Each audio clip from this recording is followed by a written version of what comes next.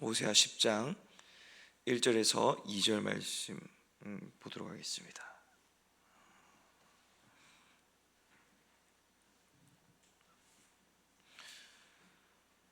호세아 10장 1절에서 2절 말씀 우리 한 목소리로 합독하도록 하겠습니다. 호세아 10장 1절에서 2절 말씀입니다. 같이 읽겠습니다. 시작. 이스라엘은 열매 맺는 무성한 포도나무라. 그 열매가 많을수록 제단을 많게 하며 그 땅이 번영할수록 주상을 아름답게 하도다. 그들이 두 마음을 품었으니 이제 벌을 받을 것이라. 하나님이 그 제단을 쳐서 깨뜨리시며 그 주상을 허시리라. 아멘. 자, 오늘은 호세아 10장 1절에서 2절 말씀으로 무성하나 공허해질 뿐이다 라는 제목으로 함께 말씀 나누도록 하겠습니다. 사람은 땅을 개간하고 씨를 심으며 물을 줄 수는 있습니다. 그러나 씨에서 발아에서 자라고 열매를 맺게 할 수 있는 능력은 없죠. 오직 하나님만이 가능하신 일입니다. 하나님만이 성장하게 하시고 결실을 맺게 하실 수 있습니다. 고대 시대에 살았던 사람들도 이 사실을 알고 있었습니다. 동일하게 씨앗을 심더라도 동일하게 결실을 맺을 수 없었기 때문이죠. 같은 농사를 지어도 언제는 풍요로운 소출을 거둘 수 있게 하지만 언제는 심은 씨앗보다 소출을 거두지 못했습니다. 그래서 농사를 주관하는 신에게 이번 농사가 잘 되기를 기원하는 마음으로 제사를 지내기도 했죠. 자, 오늘 본문을 보면 이스라엘을 포도나무로 말하고 있는데 이 포도나무는 열매가 무성하게 열리는 포도나무였습니다. 고대나 현대나 관계없이 풍성한 결실을 맺을 수 있다는 것은 값어치가 있는 포도나무임에 분명했습니다. 축복을 받은 나무인 것이죠. 도대체 어떻게 해서 저렇게 귀하고 많은 열매를 맺은 것인가 생각하며 당시 농부들이 그 비법을 묻기 위해서 부단히 노력을 했을 것입니다. 그만큼 다른 사람들이 보기에 도드라져 보이고 특별했던 이 포도나무가 바로 이스라엘이었습니다. 이를 통해 알 수 있듯이 이스라엘은 하나님의 은혜를 풍성하게 받았습니다. 하나님의 은혜로 이집트 땅에서 나오게 하시고 하나님께서 말씀하신 축복의 땅으로 이스라엘 백성들을 이끄셨습니다. 가나안에 살고 있었던 족속들을 몰아내고 하나님께서 그 땅을 이스라엘에게 허락하셨죠. 그리고 이스라엘을 괴롭히는 이방 족속들이 등장할 때마다 하나님께서는 이스라엘에게 사사들을 허락하시고 왕을 세우시고 나라를 굳건하게 하셨습니다. 그러나 문제가 생기죠. 1절을 보면은 그 열매가 많을수록 제단을 많게 한다라고 기록이 되어 있습니다. 하나님께서 축복하심으로 많고 많은 결실을 맺게 되었는데 그럴수록 제단이 많아졌다고 합니다. 여러분, 이 제단은 어떤 제단을 의미합니까? 바로 우상에게 제사할 때 쓰이는 제단을 의미합니다. 1절을 마저 보면 그 땅이 번영할수록 주상을 아름답게 하도다라고 기록이 되어 있는데 같은 말입니다. 자신들이 세운 우상을 더 아름답게 하고 더 웅장하게 만들어서 우상을 하나님보다 더 신과 같이 세웠던 것입니다. 이것이 무슨 뜻입니까? 하나님께서 이스라엘을 사랑하시고 하나님께서 이스라엘을 축복하시면 누가 보더라도 하나님의 축복을 받은 백성들이 이스라엘 백성임을 드러내셨습니다. 그러나 이스라엘 백성들은 그러한 축복을 주신 하나님께 감사하기는커녕 자신들이 하고 싶은 일들만 하겠습니다. 우상을 세우고 우상을 더 화려하게 만들었습니다. 더 많은 제단을 세우고 더 많은 제사를 우상에게 올렸습니다. 여러분, 사사기에 기록된 삼손이라는 인물을 아시죠? 하나님께서 삼손이 태어나기 전에 삼손을 축복하십니다. 사사기 13장 5절을 보면 삼손을 블레셋 사람의 손에서 이스라엘을 구원하는 하나님의 사람으로 사용하시겠다 이미 선포하셨습니다. 한 예로 삼손이 블레셋을 칠 때 나귀 턱배로 블레셋 사람 1000명을 죽인 사건이 있었죠. 이때 삼손에게 하나님의 영이 강하게 임했고 삼손은 그로 인해서 사람의 생각으로는 도저히 불가능할 것 같은 괴력으로 이 블레셋 사람들을 무찔렀습니다. 일뿐만 아니라 삼손이 무슨 일을 행할 때 항상 하나님의 영이 삼손에게 강하게 임하며 위기인 상황 가운데서 하나님은 삼손의 길을 여셨습니다. 그러므로 이스라엘을 위기 가운데에서 구원의 길로 이끄셨죠. 그러나 삼손은 자신이 하나님의 은혜를 받은 사람이라는 것을 기억하지 못했습니다. 하나님께서 주신 힘이 아니라 자신의 것이라고 삼손은 착각했죠. 그래서 자신이 사랑하는 들릴라에게 힘이 원천이 어디라고 말합니까? 바로 머리카락이라고 말합니다. 여태까지 하나님께서 삼손에게 은혜를 주시고 능력을 주셔서 행했던 그 모든 것들을 삼손은 자신의 것으로 돌렸던 것입니다. 그러자 어떻게 됐습니까? 하나님의 영이 삼손을 떠났습니다. 오늘 본문의 이스라엘 백성이 이와 같습니다. 하나님께서 이스라엘에게 은혜를 주셔서 이스라엘이 풍성한 결실을 맺게 하시고 그 풍성한 결실을 누가 보더라도 저들은 풍성하게 결실을 맺었다 인정하게끔 만드셨지만 이스라엘 백성들은 그것이 하나님의 은혜임을 전혀 알지 못했습니다. 그 말이 2절에 기록이 되어 있죠. 우리 2절 말씀 같이 한번 읽어보도록 하겠습니다. 호세아 10장 2절 말씀입니다. 우리 같이 읽도록 하겠습니다. 시작. 그들이 두 마음을 품었으니 이제 벌을 받을 것이라. 하나님이 그 제단을 쳐서 깨뜨리시며 그 주상을 허시리라. 아멘. 자, 2절 앞부분을 보면 이렇게 시작이 되어 있죠. 그들이 두 마음을 품었다라고 말입니다. 이 개역개정에서는 두 마음을 품었다라고 말하는 부분을 다른 성경들 세번역이나 쉬운 성경 또는 NIV 성경을 찾아보면 그들이 거짓된 마음으로 가득 차 있었다, 속이는 마음으로 가득 차 있었다라고 기록이 되어 있습니다.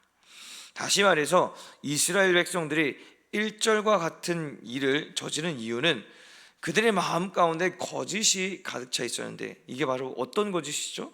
하나님께서 은혜를 부어 주셨으나 그것이 하나님의 은혜가 아니라 자신들이 잘하고 자신들이 똑똑하고 자신들이 능력이 있어서 결실을 맺었다, 스스로에게 거짓말을 하고 자신을 속이는 거짓이었습니다. 완전히 하나님과 분리되어 있는 이스라엘의 현 주소를 보여주는 것입니다. 하나님께서 그들을 향해서 심판하십니다. 하나님이 그 제단을 쳐서 깨뜨리시며 그 주상을 허시겠다라고 말씀하시죠. 여기서 제단을 치시며 주상을 무너뜨리겠다라고 하시는 주체가 누구입니까? 바로 하나님이십니다. 1절에서 이스라엘이 무성한 열매를 맺게 하시고 복과 은혜를 주셨던 분은 누구시죠? 바로 하나님이십니다. 그렇습니다. 우리는 전능하신 하나님을 믿습니다. 그 전능하신 하나님은 우리에게 능력을 주시기도 하지만 우리의 능력을 가져가실 수도 있으신 분이십니다. 하나님은 우리를 세우시고 일으키실 수도 있으신 분이시지만 우리를 넘어뜨리고 다시금 무너뜨릴 수도 있으신 분이시죠. 1절과 2절을 통해서 우리는 기억해야 됩니다. 하나님은 우리에게 복을 주시고 우리의 삶을 무성한 결실이 맺어지게 만드십니다. 그러나 그 복이 하나님으로부터 온 것이 아니라 자신의 힘으로 일궈냈다고 생각하는 순간 자만하고 교만해질 수밖에 없죠. 하나님은 그 자만한 자, 교만한 자의 복을 거두어 가십니다. 자신의 능력이라고 생각하며 자신을 위한 우상을 세우고 우상을 위해 제단을 만든 것들을 하나님께서는 무너뜨리십니다. 여러분, 우리가 왜 날마다 하나님 앞에서 겸손해야 합니까? 우리의 삶 가운데 당연하게 이루어진 것들이 하나도 없으며 모든 것이 하나님의 은혜로 이루어졌기 때문입니다. 자신의 의가 죽을 때, 자신의 뜻이 죽을 때, 자신의 생각이 낮아질 때 하나님의 의가 드러나게 되는 것입니다. 그러므로 우리는 날마다 하나님 앞에서 겸손해야 됩니다. 저와 여러분의 일상을 통해서 매일마다 하나님이 드러나게 되시길 축복합니다.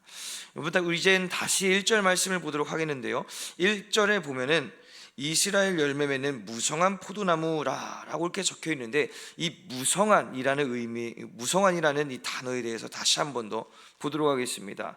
이 무성한이라는 것은 히브리어로 보면은 바카크라고 적혀 있는 것을 볼 수가 있는데, 이 바카크는 무성하다라는 뜻이 있는가 하면 반대로 공허하게 하다, 비우다라는 뜻도 가지고 있습니다. 킹 제임스 버전의 성경을 보면은 이 개역 개정에서 말하는 무성한 포도나무를 empty vine이라고 기록하고 있습니다. 텅 빈 포도나무라고 말하고 있죠. 겉으로 보기에 이스라엘은 많은 결실을 맺었습니다. 나무의 포도가 무성하게 열렸습니다. 모든 사람이 그 열매를 보고 감탄하며 최고라고 일컬었습니다. 그러나 정작 이스라엘을 풍요하게 하신 이 중심이 되신 하나님은 이스라엘 백성의 그 마음 가운데에서, 그 중심 가운데에서 비워져 있었던 것이죠. 우리가 살아가는 지금을 보면은 이러한 모습들이 많이 볼 수 있지 않습니까? 더 많은 부와 더 많은 권세를 누리기 위해서 수단과 방법을 가리지 않고 살아갑니다. 주위 사람들이 자신을 봤을 때 얕잡아 보이지 않도록 외적인 멋을 늘리고, 조금이라도 상대방에 비해 우위에 있다면 너무나도 쉽게 우월감을 느끼며, 반대로 상대방에 비해 뭔가 부족하다고 생각하면 쉽게 열등감을 느낍니다. 남들이 이렇게 살아가고 있는데 나도 이렇게 살아가야지 하면서 자신의 그 분수를 생각하지 아니하고, 자신의 처지를 생각하지 아니하고, 상황이 보는 그 외적인 환경이 보는 외적인 눈의 기준에 우리를 맞추고, 외적인 상황 가운데 우리를 맞추며 살아가려고 하고 있습니다. 여러분, 이것이 그리스도인으로 살아가는 삶의 기준이 되어서는 안 됩니다. 하박국 3장 17절에서 18절에 기록되어 있는 말씀을 보면 우리가 알 수 있죠. 비록 무화과 나무가 무성하지 못하며 포도나무에 열매가 없으며 감람나무에 소출이 없으며 밭에 먹을 것이 없으며 우리의 양이 없으며 외양간에 소가 없을지라도 나는 여호와로 말미암아 즐거워하며 나의 구원이 하나님으로 말미암아 기뻐하리로다. 여러분, 그렇습니다. 우리에게는 하나님이 전부가 되어야 합니다. 지금 우리에게 주어진 것이 정말로 하나님의 은혜라고 고백한다면, 누구에게 어떤 것이 많고 누구에게 어떤 것이 적은 것을 판단하는 이런 상대적 판단의 기준이 우리의 기준이 될 수가 없는 것입니다. 그저 하나님이 나의 주인이시며 하나님이 나를 인도하시며 하나님이 나를 구원하셨다는 것 자체만으로도 우리 마음 가운데는 형용할 수 없는 기쁨이 충만하게 나와야 되는 것이죠. 그러므로 본질과 진리를 추구해야 할 그리스도인 우리들이 자꾸만 현실의 부족함에 신경을 쓰며 남들보다 못하다는 열등감에 사로잡히려고 한다면 우리는 자신의 영적 상태를 점검해 봐야 합니다. 지금 여러분의 중심에서 하나님이 비워지고 있지는 않습니까? 하나님의 은혜로 결실을 맺어지지만 그것으로는 부족하다고 생각하며 자꾸만 하나님을 내보내고 내 힘으로 무언가를 하려고 하지는 않습니까? 자꾸만 부족한 무언가를 찾으려고 하며 외적인 어떤 것과 비교하며 나는 이만큼이 되지 않는데, 내가 이렇게 되기 위해서 살아야 하는데 라고 자꾸만 자신을 낮게 여기지는 않습니까? 이제 말씀을 정리합니다. 우리는 하나님의 의를 드러내는 삶을 살아야 합니다. 자신을 위해 금은 보화를 쌓아두며 재력을 갖추고 자신을 아무리 치장해도 채워지지 않는 것 같은 마음 가운데 하나님의 의가 드러나기 시작하면 그 모든 것이 필요 없게 되는 것이죠. 그저 숨을 쉬며 사는 모든 순간조차 은혜가 되며 감사한 삶으로 나오기 시작하게 되는 것입니다. 여러분, 하나님의 은혜를 속이지 마십시오. 감사로 채워졌던 마음이 비워지고 외적으로 채워져도 공허한 마음만 남게 될 뿐입니다. 여러분, 무성해도 공허한 삶이 아니라 아무것도 없어도 충만한 삶을 사셔야 됩니다. 하나님을 날마다 중심에 두는 삶, 그것이 저와 여러분의 삶이 되시기를 주님의 이름으로 축복합니다. 기도하겠습니다.